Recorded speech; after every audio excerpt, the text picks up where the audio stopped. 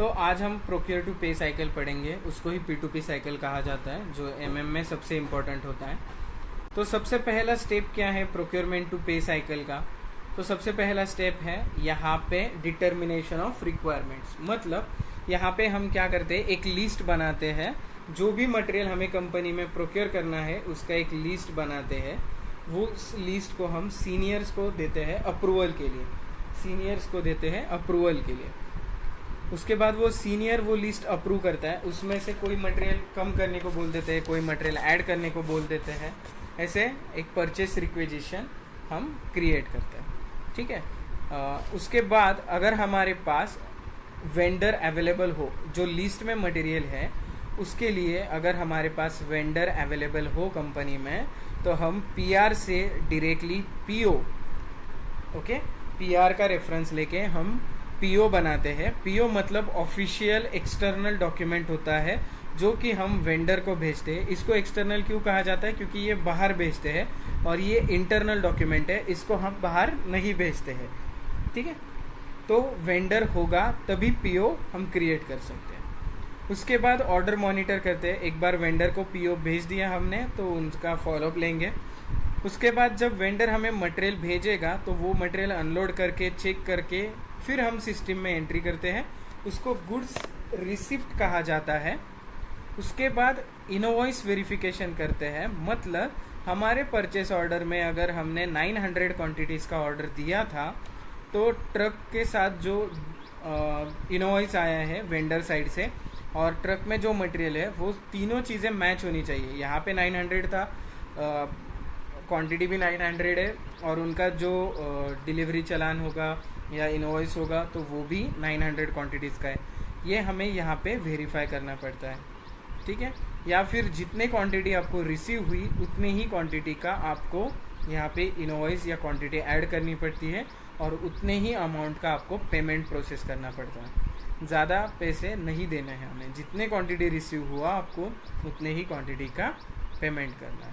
तो ये हो गई P2P साइकिल। इसमें पहले तो मैंने क्या बताया कि PR हमने क्रिएट किया। उसके बाद अगर हमारे पास वेंडर हो तो हम PO क्रिएट करेंगे। अगर वेंडर ना हो तो सेकेंड P2P साइकिल, मतलब उसमें दो पार्ट हम बोल सकते हैं टेक्निकली। तो दूसरा पार्ट क्या है कि हम सोर्स डिटर्मिनेशन करेंगे। सोर्स डिटर्मिनेशन मतलब क्या कि हम देखेंगे कि उस पर्टिकुलर मटेरियल के लिए मार्केट में कितने कंपनीज अवेलेबल है। शायद यहाँ पे लिखा है मैंने कहीं तो, देखो हमें टायर चाहिए, 10,000 टायर्स चाहिए।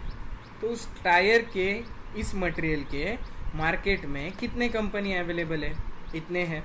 तो हम इन सब को कॉल करेंगे और बोलेंगे कि आप हमारे कंपनी में सैंपल और कोटेशन भेज दो, फिर हम आपको ऑर्डर दे देंगे। फिर आप क्या करोगे, इतने कोटेशन में से कोई भी 2 या 1 वेंडर सिलेक्ट करोगे। कौन से बेसिस पे हम सिलेक्ट करेंगे बताओ ज़रा?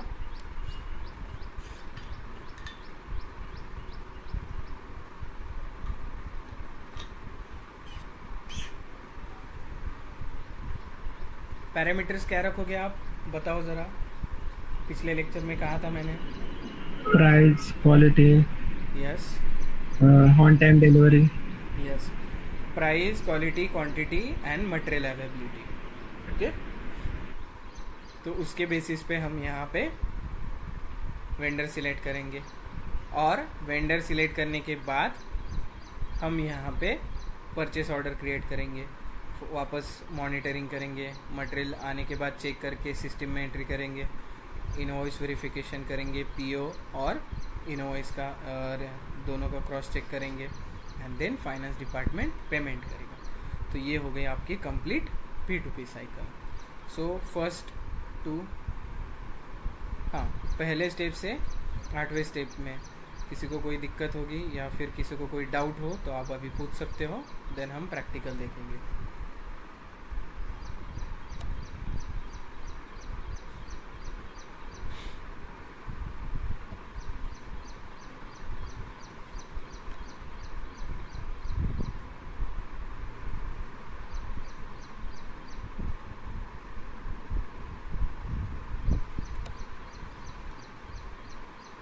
सबसे पहला डॉक्यूमेंट है परचेस रिक्वेजिशन। पहली स्टेप है P2P साइकिल की परचेस रिक्वेजिशन। उसका डॉक्यूमेंट टाइप है NB। हर एक प्रोसेस का डॉक्यूमेंट टाइप होता है। इससे आगे आप देखोगे हर प्रोसेस के अलग अलग डॉक्यूमेंट टाइप है। जैसे परचेस रिक्वेजिशन का NB है, RFQ का AN है। Purchase requisition is a request that is made to the purchasing organization to procure a certain list of material. जो भी लिस्ट में हमने मटेरियल ऐड किया है वो परचेस ऑर्गेनाइजेशन को प्रोक्योर करने के लिए हम रिक्वेस्ट करते हैं। It is an internal document and remain within the organization. ये मैंने कहा था आपको। Purchase requisition needs approval from purchasing organization, ये भी मैंने एक्सप्लेन किया था। सो हम परचेस रिक्वेजिशन क्रिएट करेंगे। ठीक है, अभी हमारा ऑनलाइन सॉफ्टवेयर नहीं कनेक्ट हो रहा है, एक बार कोशिश कर लेते हैं, नहीं तो हम आज ऑफलाइन पे पढ़ेंगे। दोनों सॉफ्टवेयर में सेम ही प्रोसेस है।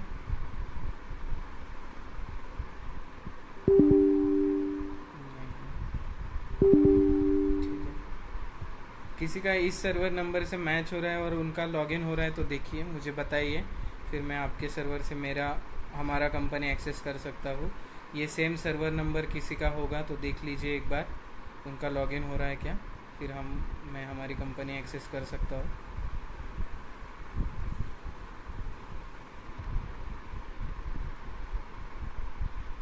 देखो सर्वर नंबर क्या है, वो 4920710109।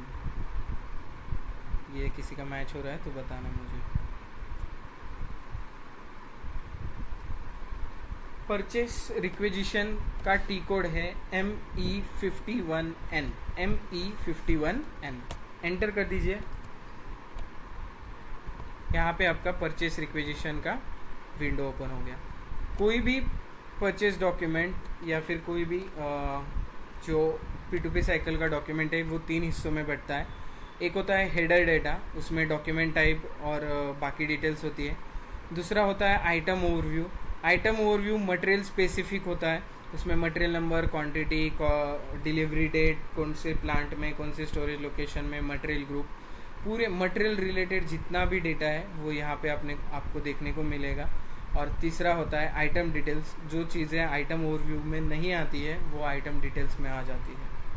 3 हिस्से हैं, header, item overview and item details. ये हो गया टी कोड से। अभी मेन्यू पाथ से देखेंगे तो यहाँ पे देखो लॉजिस्टिक्स, उसमें मटेरियल मैनेजमेंट, उसमें परचेसिंग,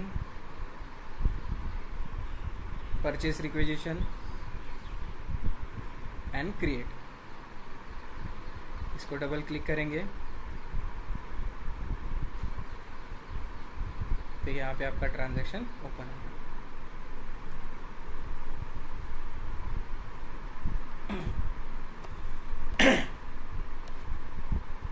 ये किसी का मैच हो रहा है वो सर्वर नंबर से।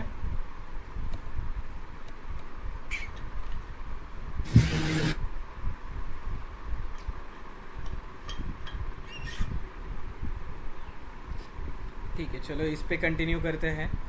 मटेरियल नंबर वगैरह चेंज हो जाएगा, ठीक है, कोई बात नहीं, हम कर लेंगे, आपको समझ में आ जाएगा। तो यहाँ पे परचेस रिक्वेजिशन क्रिएट करना है तो आपको सबसे पहले आपके कंपनी में कौन सा मटेरियल ऑर्डर करना है, कौन सा मटेरियल ख़त्म हो रहा है या ख़त्म हो गया है वो ऑर्डर करना है। वो मटेरियल नंबर और कितना क्वांटिटी ऑर्डर करना है या मंगवाना है वो यहाँ पे डालना है। ठीक है, ठीक है, तो ये ले लेते हैं। सीमेंट ब्लॉक मंगाने हैं हमें 1806 MM60 में। आप चेक कर सकते हो मटेरियल नंबर MM60 में। तो मैंने यहाँ पे ढूंढा है 1806। ये मटेरियल मुझे 1000 क्वांटिटी ऑर्डर करना है।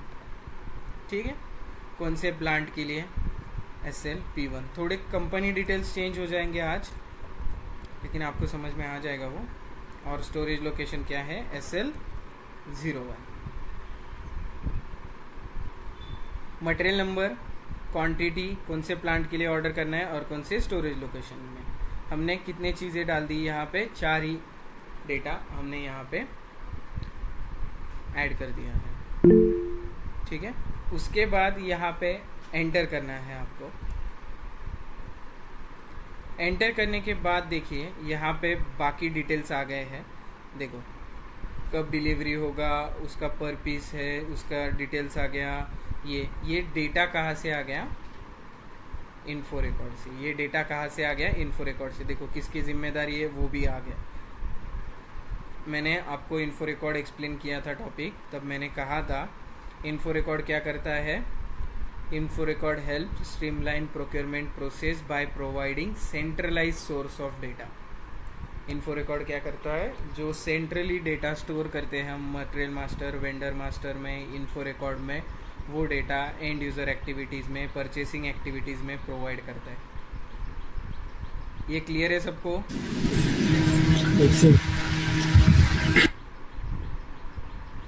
ठीक है सर। हाँ बोलिए।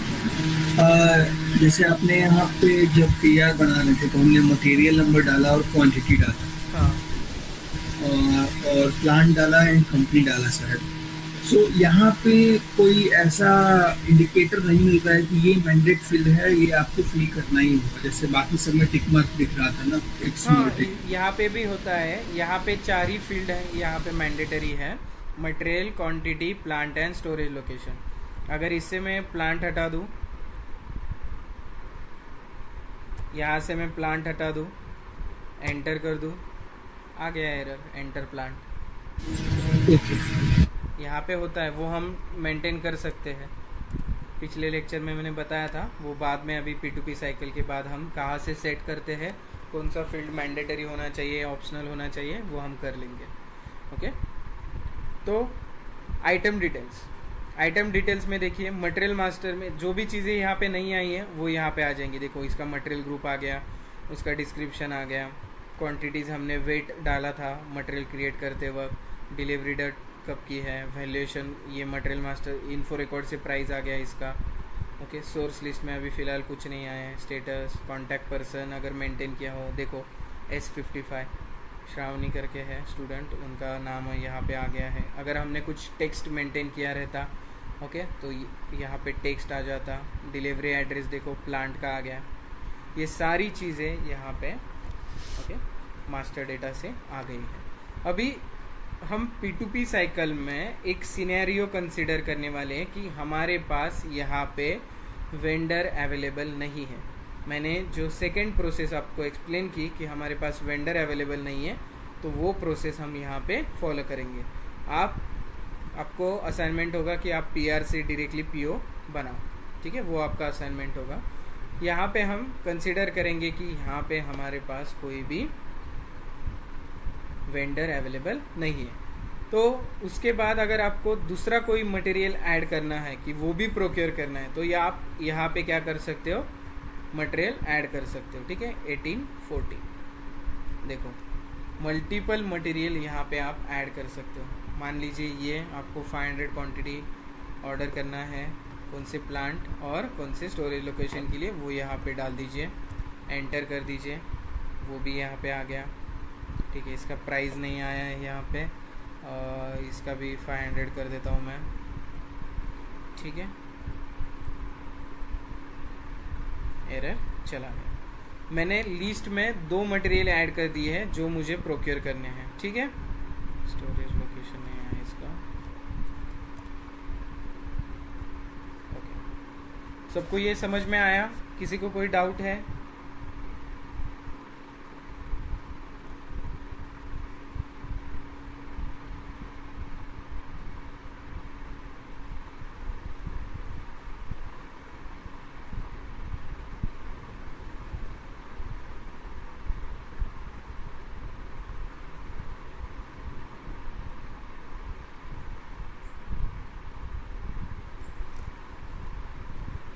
अमृता, सुमन जी,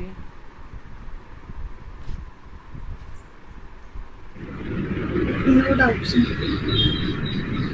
ठीक है, सिंपल है। बेसिक डिटेल्स डाल दीजिए एंड सेव ऑप्शन पे क्लिक कर दीजिए। ठीक है, सेव कर दिया। ये मेरा नंबर आ गया, 15 नंबर है। यहाँ पे नई नंबर रेंज हमने बनाई थी, ओके, वो नंबर रेंज यहाँ पे आ गई है 15। आप ऑनलाइन सॉफ्टवेयर पे प्रैक्टिस करोगे तो बड़े बड़े नंबर्स आएंगे, 6 डिजिट। ठीक है, देखो ऐसे नंबर्स आते हैं, ओके, ऐसे बड़े बड़े नंबर्स आएंगे। अभी अगर आपको कोई चेंजेस करने हैं तो आप ME52N या फिर ये मेन्यू पाथ फॉलो करके चेंज ऑप्शन में जा सकते हो। चेंज ऑप्शन में जाने के बाद यहाँ पे आपको आपका परचेस रिक्विजिशन दिखेगा। अगर यहाँ पे आपको आपका परचेस रिक्विजिशन नहीं दिख रहा है तो यहाँ पे अदर परचेस रिक्विजिशन करके ऑप्शन है। पेंसिल और चश्मा जो है चेंज एंड डिस्प्ले का जो आइकॉन है उसके साइड में एक राइट साइड में एक आइकॉन है, उसमें अदर परचेस रिक्विजिशन आप कर सकते हो। आपका PR नंबर यहाँ पे डालना है आपको, ओके, एंड एंटर करना है, देन आपका परचेस रिक्विजिशन यहाँ पे दिख जाएगा। इसमें जो भी चेंजेस करने होंगे आप कर सकते हो। जो ग्रे आउट फील्ड है वो आप चेंज नहीं कर सकते, जो वाइट फील्ड है उसमें आप चेंजेस कर सकते हो।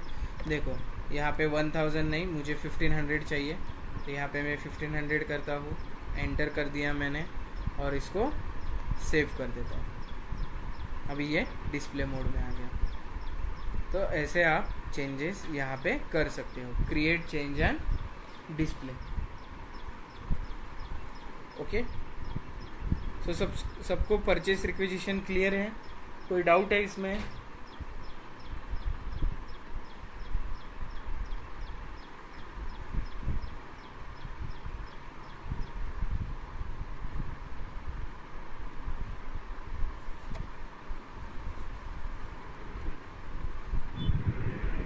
सर जैसे हमने PR को चेंज किया, हाँ। वैसे कम्प्लीटली डिलीट भी कर सकते हैं क्या उसी स्क्रीन में?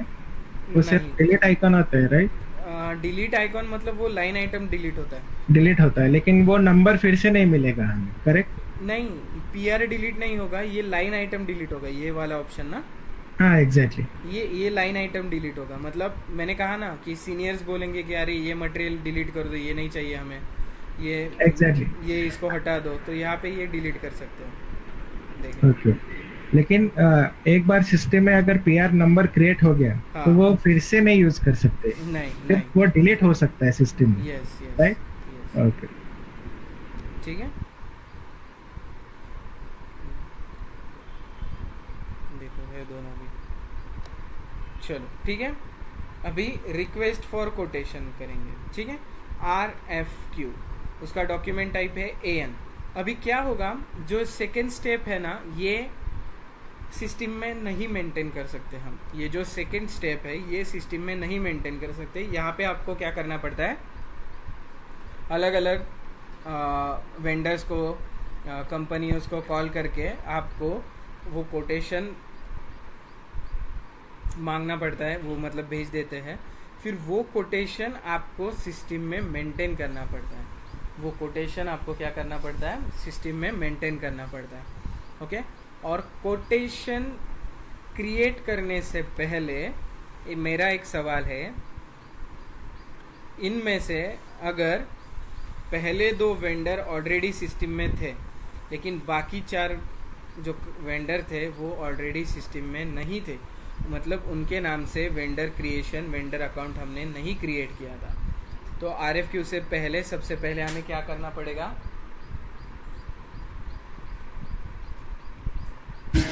वेंडर क्रिएशन करना पड़ेगा। वेरी गुड, ठीक है। ये बात सबको समझ में आ गई? सबको क्लियर है?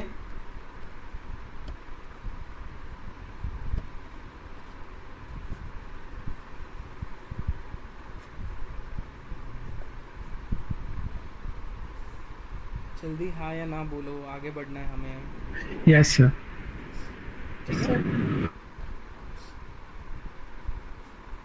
ठीक है, किसी को ना समझ में आए तो पूछ लिया करो, कोई टेंशन मत लो, कोई यहाँ पे आपको जज नहीं करेगा, बिंदास पूछो जो भी डाउट है। अगर समझ में आ गया तो हाँ बोलने में भी शर्माओ मत, और ना बोलने में भी शर्माओ मत, ठीक है, बोल दो। चलो तो क्रिएट कोटेशन करते हैं ME41।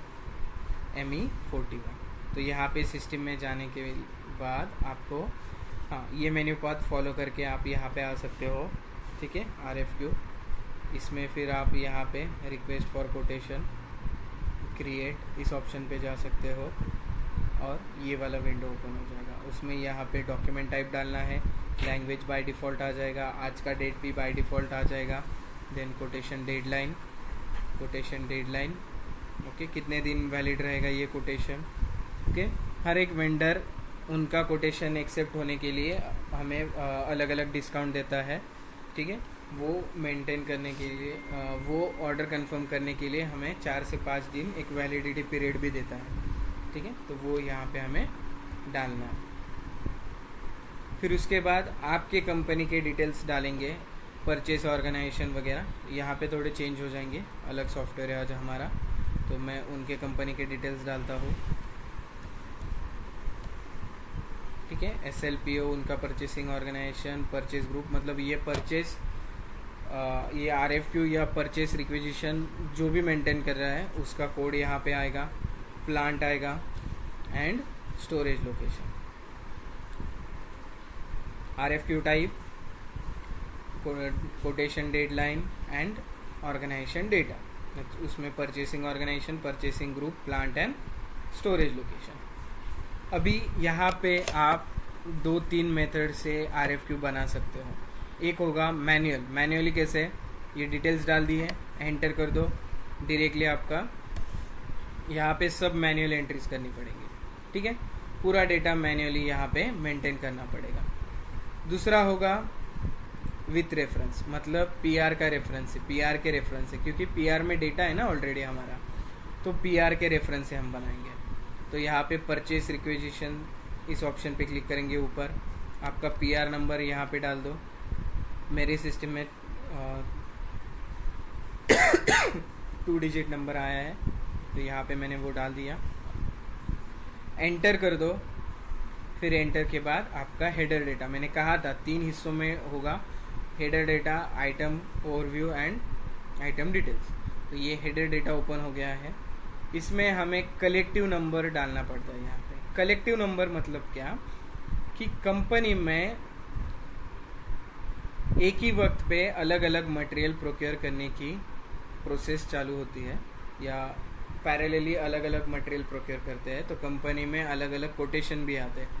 तो आपका कोटेशन उस मटेरियल के कोटेशन में, मतलब टायर का कोटेशन, और यहाँ पे कुछ बेरिंग होगा, तो बेरिंग का जो कोटेशन हो गए, बेरिंग के लिए भी जो कोटेशन आए हैं वो एक दूसरे के साथ मिक्स ना हो, इसके लिए यहाँ पे कलेक्टिव नंबर डालना पड़ता है हमें। ये सबको समझ में आया ना?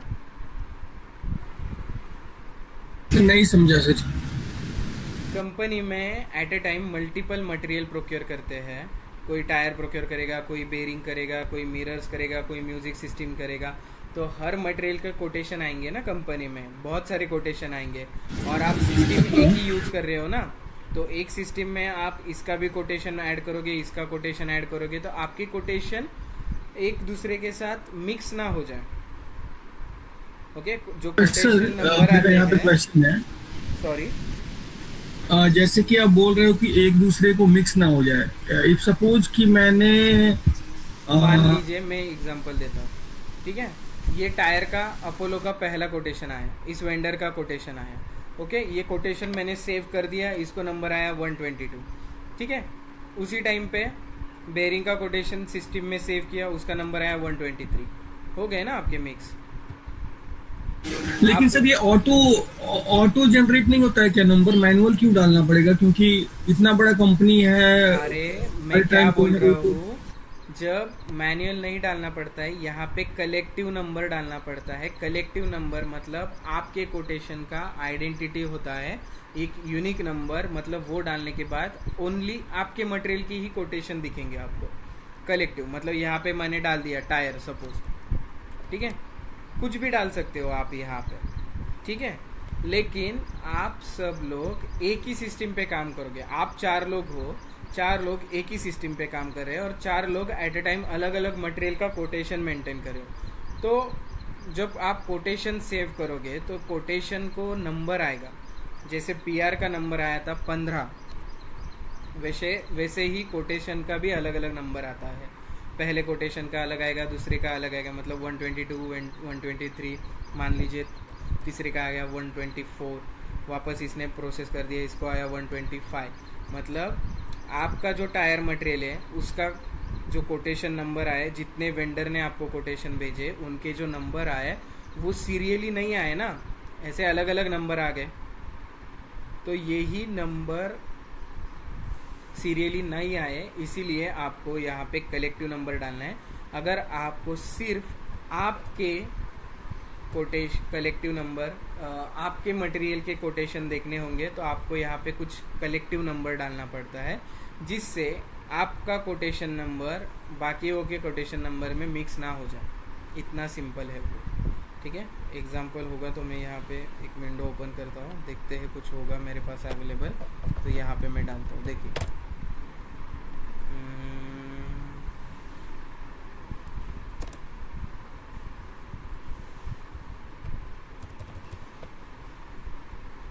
देखिए यहाँ पे क्या करना पड़ता है, पहला नंबर डालना पड़ता है ऐसा।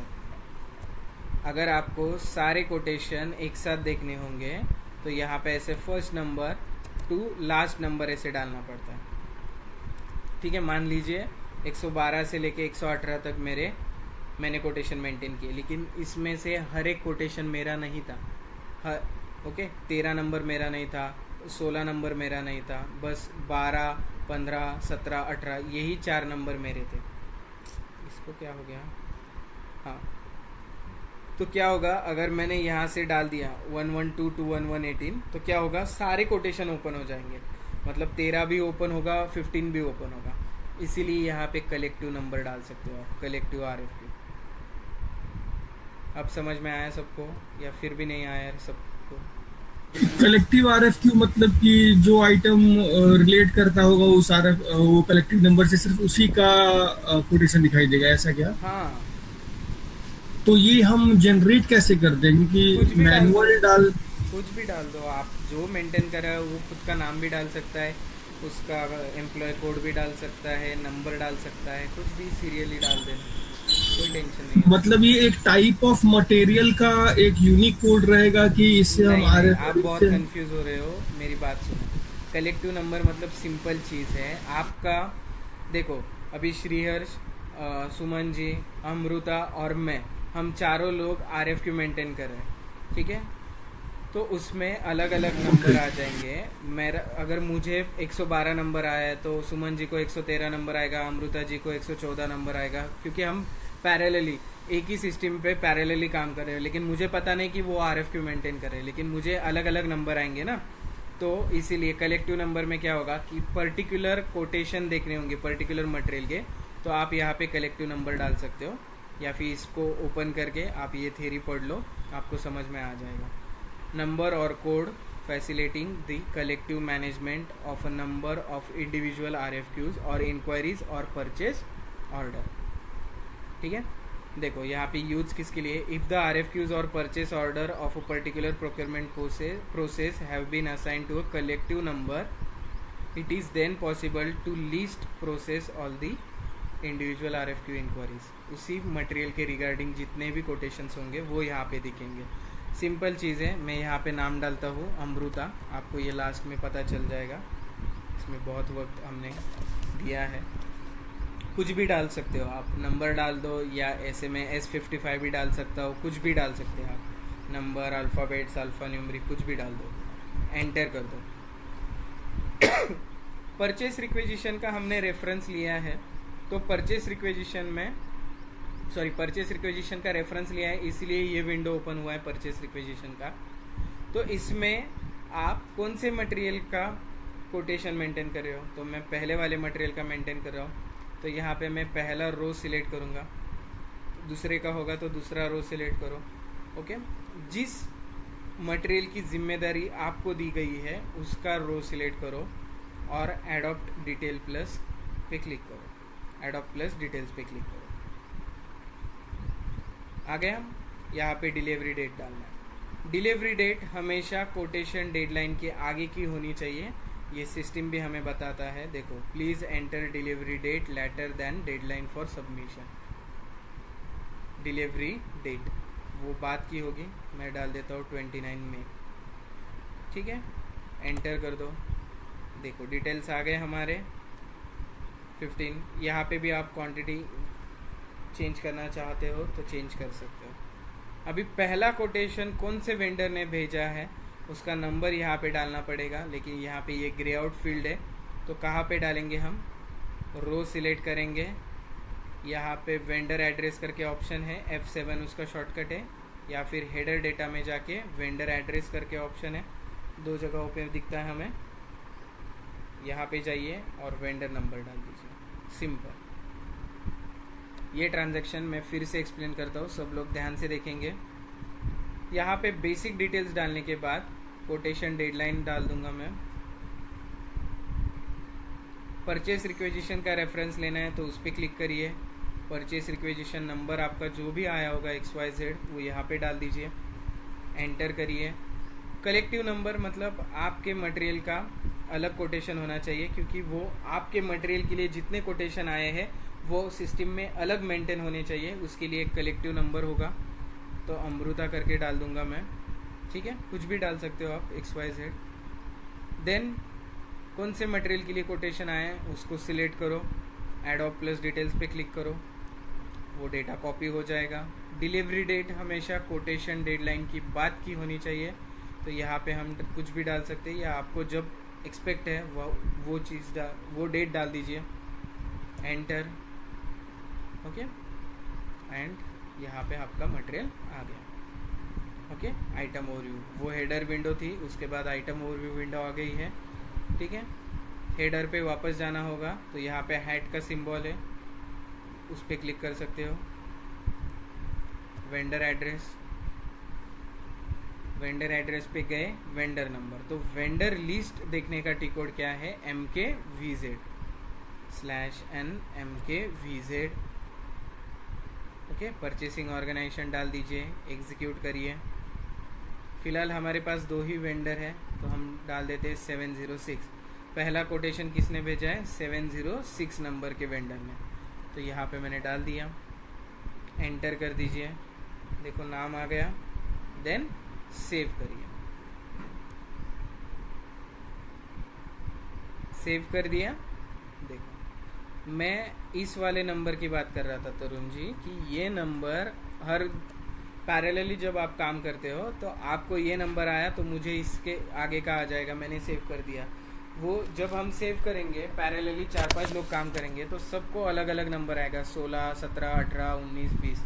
तो आप जब सेकेंड कोटेशन मेंटेन करने जाओगे तो अब आपको 5 नंबर के डिफरेंस से भी बता सकता है वो।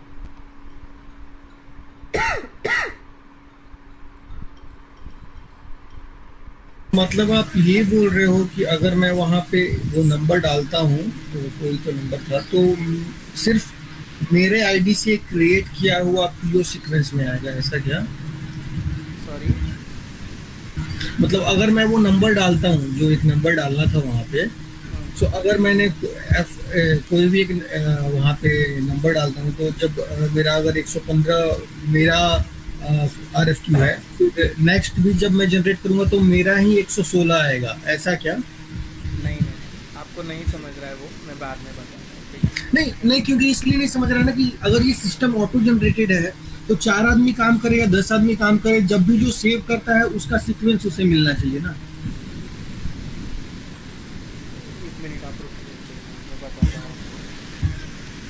ठीक है, पहला कोटेशन हमने मेंटेन कर दिया। अभी दूसरे वेंडर ने हमें कोटेशन भेजा है तो हम दूसरे वेंडर का यहाँ पे नाम डाल देंगे, नंबर डाल देंगे। तो देखिए अभी आप बोलोगे कि सर यहाँ पे इतना बड़ा प्रोसेस बार बार करना पड़ेगा क्या, मतलब हमारे पास 10 नंबर आ गए तो 10 कोटेशन आ गए तो हम 10 बार ये सिस्टम बार बार करेंगे, ये प्रोसेस बार बार ये करेंगे, इस सिस्टम में बार बार ये वाली एंट्री करेंगे, तो नहीं। देखो डॉक्यूमेंट सेव होने के बाद फिर भी वेंडर एड्रेस विंडो ही ओपन है, तो यहाँ पे SAP ने हमें मदद करने के लिए यहाँ पे एक आइडिया दिया है। यहाँ पे क्या करना है आपको, vendor address number, vendor address की ही विंडो ओपन है, तो यहाँ पे आप दूसरा, तीसरा, चौथा जितने वेंडर नंबर है 1 by 1 यहाँ पे डाल सकते हो। देखो मेरा दूसरा वेंडर क्या था, वेंडर नंबर क्या था, 707। पहला कोटेशन सेव करने के बाद यही विंडो ओपन है, इसमें पहले की डिटेल सेव है, जस्ट मुझे दूसरा वेंडर नंबर यहाँ पे डालना है, एंटर करना है, और देखिए यहाँ पे नोट क्या आ गया है, reminder data adopted from info record. Okay, info record से कॉपी हो रहा है, देखो उनका नाम आ गया, सेव कर दो, क्या नंबर आ गया 116 सीरियली आ गया। अभी मैं तीसरा को वेंडर नंबर डाल दूँ तो तीसरे का आएगा, चौथा वेंडर नंबर डाल दूँ चौथा नंबर आएगा।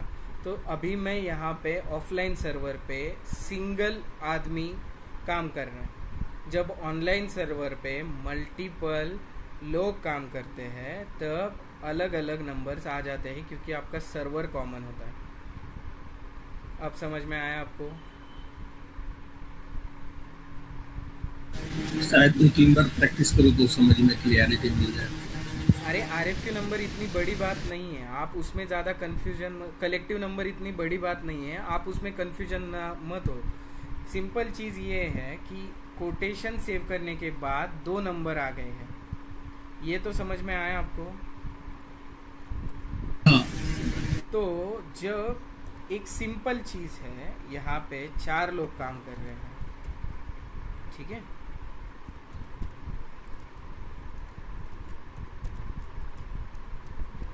ठीक है, और एट ए टाइम चारों लोग RFQ प्रोसेस पे ही काम कर रहे हैं। ओके, हर एक आदमी अपने अपने मतलब जो उनको मटेरियल प्रोक्योर करने के लिए दिया है उस प्रोसेस पे काम कर रहे हैं। जैसे अमृता ने सेव किया, उनको नंबर आया 115, ठीक है, ओके। ये अमृता दूसरा कोटेशन बनाने जाए तभी सुमन जी ने सेव कर दिया उनका कोटेशन, उनको आ गया 116, लेकिन इनका मटेरियल तो अलग है ना, इनका मटेरियल अलग है, हाँ। इनका मटेरियल अलग है। आप प्रोसेस कर रहे हो, आपको एक नंबर आ जाएगा, मान लीजिए आपको ये छोड़ के सीधा 18 नंबर आ गया, आपका भी मटेरियल अलग है।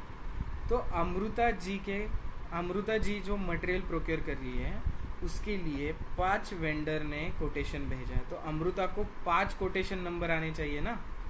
तो टेक्निकली क्या होना चाहिए था, 15, 16, 17, 18, 19, 20, लेकिन जब पैरेलली सब लोग काम कर रहे हैं तो अमृता जी को पहला नंबर आया 15, दूसरा नंबर आ गया डायरेक्टली 21 आ गया।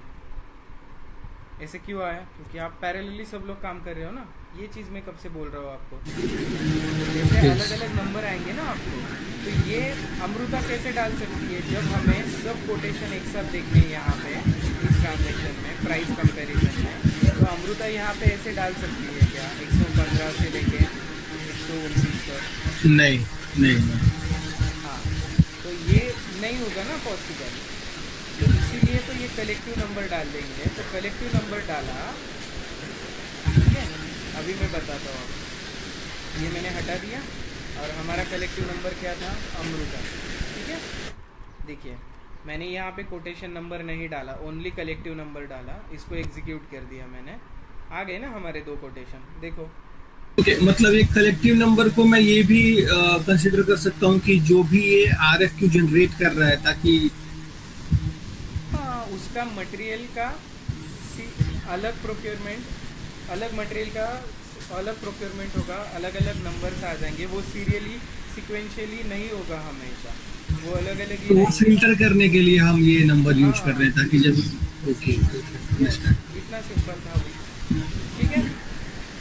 चलो, ये समझ में आया आपको? तो सर एक चीज और है मेरा, अगर ये RFQ फिल्टर कर रहे हैं तो इसमें डे फिल्टर नहीं है ना? क्योंकि अगर मैं कोई RFQ जनरेट करता हूँ जिसमें वो नंबर डाल के रखता हूँ, तो एक सीक्वेंस भी, डे सीक्वेंस भी तो डालना पड़ेगा ना सर, अगर मुझे देखना है। हाँ, अगर मुझे देखना है कि इस 5 दिनों के अंदर मैंने कितने RFQ जनरेट किए हैं, सो एक डे फिल्टर भी तो नहीं है उसमें। अगर मैं नाम डाल देता हूँ वो आपको रिक्वायरमेंट होगी तो आप टेक्निकल टीम को बता सकते हो, फिर टेक्निकल टीम यहाँ पे आपको लिस्ट में यहाँ पे फिल्टर वो भी ऐड कर देगी, डे वाला, वो पॉसिबल हो सकता है। उसके लिए एनहांसमेंट करना पड़ेगा, अलग से बनाना पड़ेगा वो सिस्टम में, या S4 में आया भी होगा, एक बार देख लेंगे हम S4 के टॉपिक के वक्त, ठीक है। ओके। चलो, तो देखो ये पहला वाला ट्रांजैक्शन ही आपको पूरा प्रोसेस करना है। सबसे पहले पहला कोटेशन जो भी आप मेंटेन करोगे उसमें आपको ये लंबी वाली प्रोसेस पूरी करनी है। उसके बाद सब कोटेशन जितने भी आएंगे आपके कंपनी में, 10 आने दो, 15 आने दो, 100 आने दो, सभी के वेंडर नंबर यहाँ पे डालने हैं, एंटर सेव करना है, वेंडर नंबर डालना है, एंटर सेव करना है, इतना ही करना है आपको। पहला RFQ ही कंप्लीट पूरा प्रोसेस करना है स्टार्ट टू एंड, बाकी इसके आप ऐसे शॉर्टकट से मेंटेन कर सकते हो, ठीक है। अभी आप बोलोगे सर ये शॉर्टकट से मेंटेन किया तो इसके पहले का डेटा वो आ जाता है, क्योंकि यहाँ पे देखो कंपनी कोड, RFQ टाइप, ये सब डेटा है। इसका अगर आप हेडर डेटा देखोगे तो वो भी वो ओपन हो जाएगा, ठीक है। अभी हम जाते हैं चेंज मोड में। हमने जो दूसरा कोटेशन था वो कोटेशन शॉर्टकट से बनाया था ना, तो वो देखते हैं 116 नंबर का। देखो उसमें मटेरियल नंबर आ गया है, डिलीवरी डेट आ गई है, सब चीज़ें आ गई है। कैसे? क्योंकि वहाँ पे SAP ने वैसा प्रोसेस ही दिया है आपको, तो आपकी भी मदद की है SAP में। यहाँ पे आपको कुछ चेंज करना है तो चेंज कर सकते हो। ME42 ME43 उसके ट्रांजैक्शंस है, चेंज एंड डिस्प्ले। सुमन, अमृता, आपको क्लियर हो गया है पहला ट्रांजैक्शन या फिर से बताऊं मैं?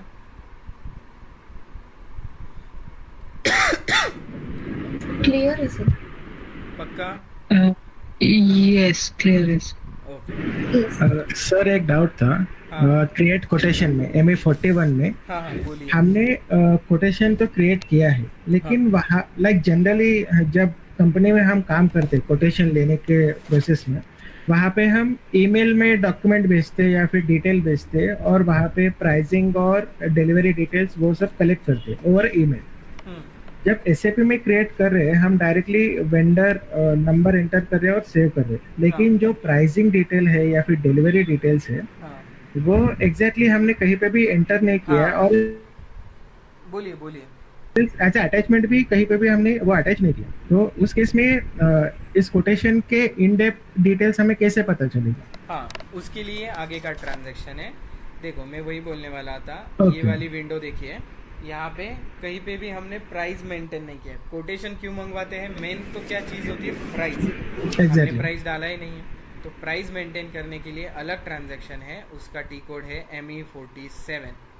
ME47 या उसको मेंटेन कोटेशन भी कहा जाता है, ठीक है। तो यहाँ पे कोटेशन नंबर डालना है।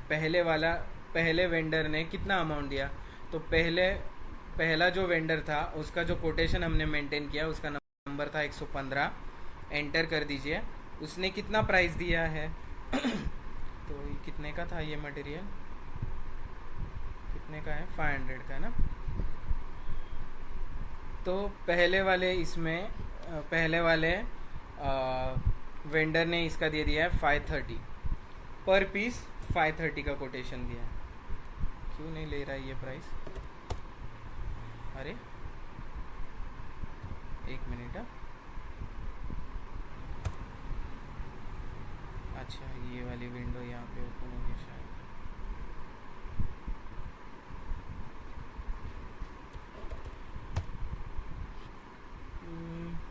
एक मिनट।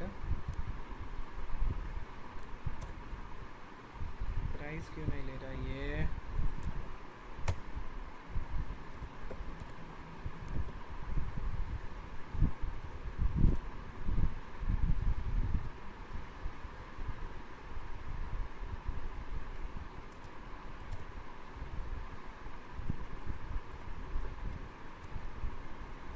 इसने ले ली, पहला वाला नहीं ले रहा है, ठीक है। 560 दूसरे ने ले ली, तो मैं पहला कोटेशन फिर से बनाता हूँ। 2 मिनट दीजिए मुझे। ME41 मैन्युअली बनाता हूँ। अभी आपको मैन्युअल भी दिखाता हूँ मैं। एंटर। यहाँ पे क्या था? Amrita 1806 1500 quantity, delivery date 29। Enter. Select vendor address 706। Save. Number क्या है? 117।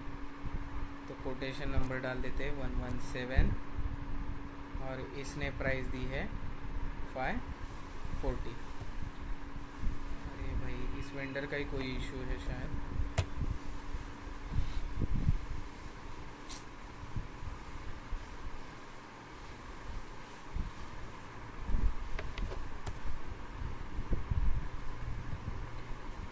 तो यहाँ पे ME47 में हम प्राइस डाल सकते हैं, और उसके बाद डिस्प्ले करना हो तो यहाँ पे डिस्प्ले कर सकते हैं।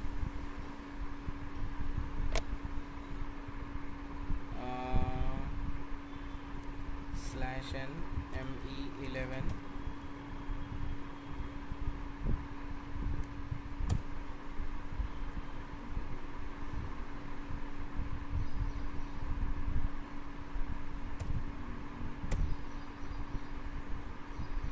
पे तो प्राइस मेंटेन है।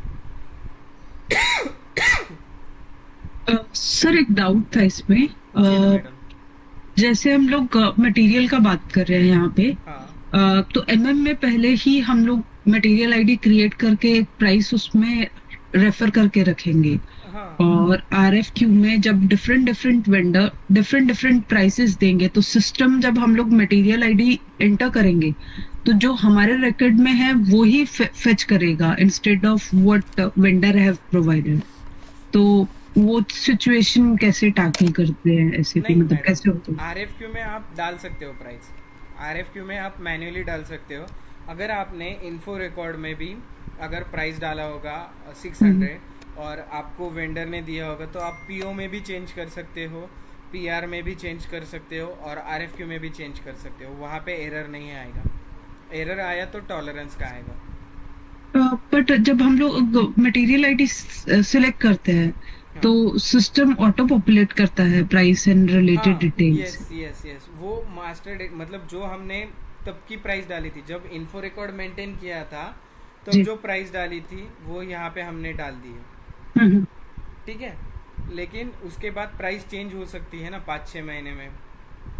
तो उसमें हम लोग को MM में जाके ही डिटेल्स चेंज करनी पड़ेगी ना सर? एक बार इन्फो रिकॉर्ड में प्राइस डालने के बाद नहीं कर सकते। देखो मैंने यहाँ पे ओपन भी किया था, वो डिस्प्ले मोड में चला जाता है। एक बार प्राइस ऐड कर दी ना आपने, वो चेंज नहीं होती है। मतलब ये चेंज भी कर सकते हैं हम, इसको डिस्प्ले से चेंज मोड में भी कर सकते हैं, उसको टेक्निकल की थोड़ी हेल्प लगेगी। लेकिन अगर इस मटेरियल की प्राइस फिक्स ही नहीं है,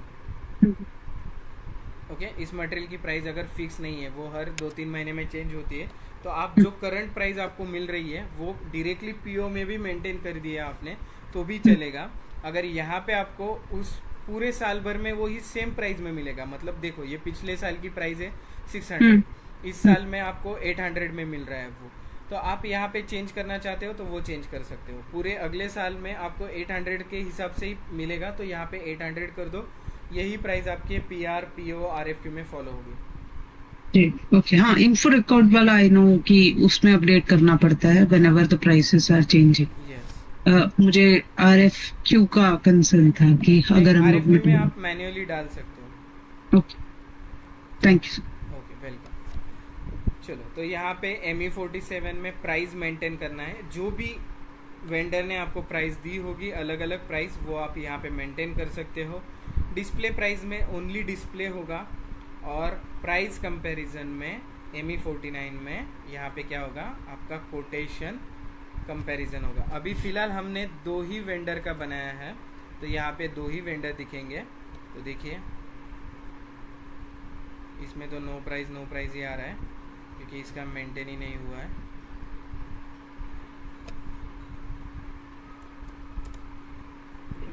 सर लेफ्ट करू शकते? हो चालेल मॅडम। एक सेकंड।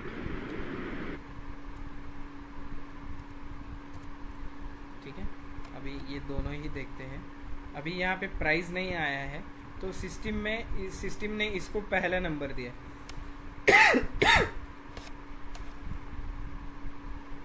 सिस्टम ने इसको पहला नंबर दिया है क्योंकि इसका प्राइस अभी दूसरे से कम है, इसीलिए।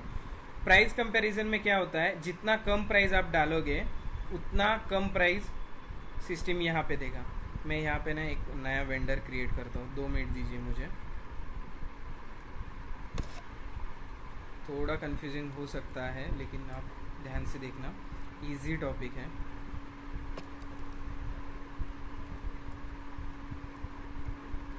हमारा सिस्टम चल रहा था तो अच्छी बात थी।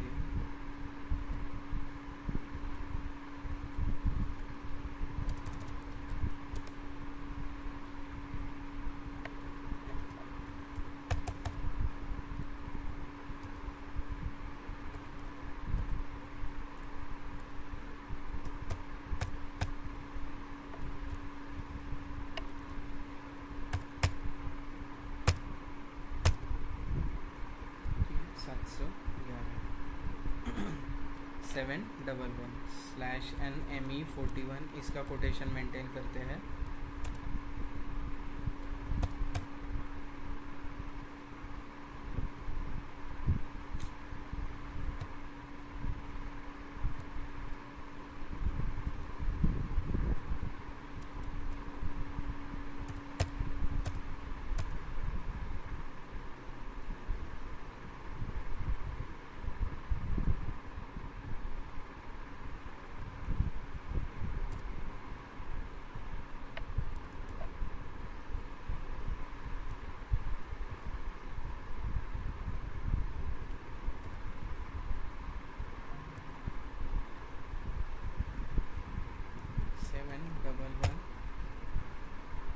सेव कर दीजिए, हो गया 118/NME47 एंटर। इसको कर देते कम प्राइस 540, अभी ले लिया उसने, सेव।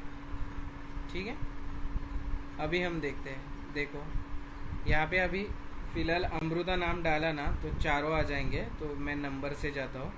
तो यहाँ पे क्या था 16 और 18 ना, तो चारों दिख जाएंगे शायद, देखते हैं। ठीक है, वो भी दिख रहा है, देखो 16, 17, 18, इसीलिए यहाँ पे RFQ नंबर आना चाहिए। और देखो अभी जो मैंने लेटेस्ट कोटेशन बनाया है 711 नंबर का, उसका प्राइस कम है, इसीलिए सिस्टम ने उसको पहला नंबर दिया है। पहले जो वेंडर था उसका प्राइस ज़्यादा है, इसीलिए उसको सिस्टम ने 2 नंबर दिया है। लेकिन ये प्राइस कंपैरिजन है, ऐसा नहीं कि सिस्टम ने इसको पहला नंबर दिया है तो इसी को ऑर्डर दे दो, इसको मत दे दो। ये जस्ट प्राइस कंपैरिजन करता है, लेकिन हमें उसके ऊपर क्या देखना पड़ता है, price, material availability, quality, quantity ये भी देखना पड़ता है। अगर आपको कोई कोटेशन रिजेक्ट करना होगा तो उस वेंडर नंबर को डबल क्लिक करिए, आइटम ओवरव्यू विंडो ओपन हो जाएगी, उसमें सबसे राइट साइड पे चले जाइए और यहाँ पे रिजेक्शन इंडिकेटर है, रिजेक्शन इंडिकेटर, उसको सिलेक्ट करिए और सेव कर दीजिए। आपका कोटेशन यहाँ पे रिजेक्ट हो जाएगा, आपका कोटेशन यहाँ पे रिजेक्ट हो जाएगा। ठीक है, कोई भी कोटेशन अगर आपको रिजेक्ट करना है तो उस पर डबल क्लिक करिए, राइट साइड में क्लिक करके इसको सेव कर दीजिए। प्राइस सेव हो रहा है क्या देखते हैं एक बार, नहीं आ रहा है। ठीक है, इसको मैंने रिजेक्ट कर दिया। ओके, जो एक्सेप्ट करना है वो आप एक्सेप्ट कर सकते हो। सो ऐसा हमारा RFQ का टॉपिक था। ओके, फिर से देखिए 1 to 6 ट्रांजैक्शन। कोई भी इसमें दिक्कत हो, कोई समझ में नहीं आया हो तो मुझे वापस बताइए, मैं फिर से एक्सप्लेन करता हूँ।